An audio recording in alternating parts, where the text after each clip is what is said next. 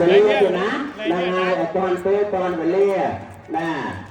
មានស្រីយើងនឹងសរុបបាទសរុបនៅបច្ច័យពុទ្ធបរិស័ទបាទក្នុងថ្ងៃបុណ្យអង្គកថានទានណាថ្ងៃនេះគឺជាថ្ងៃបង្ហើយ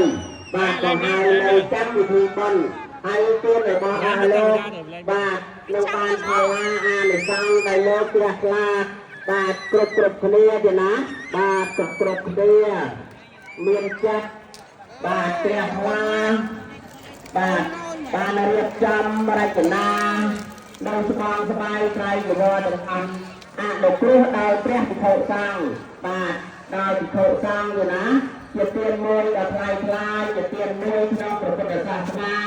បាទជាពុទ្ធបំណងរបស់ព្រះសម្មាសម្ពុទ្ធផងដែរទេណានឹងបានផលឡាអានិសង្ឃពិសេសអស់លោកអ្នកធ្វើក៏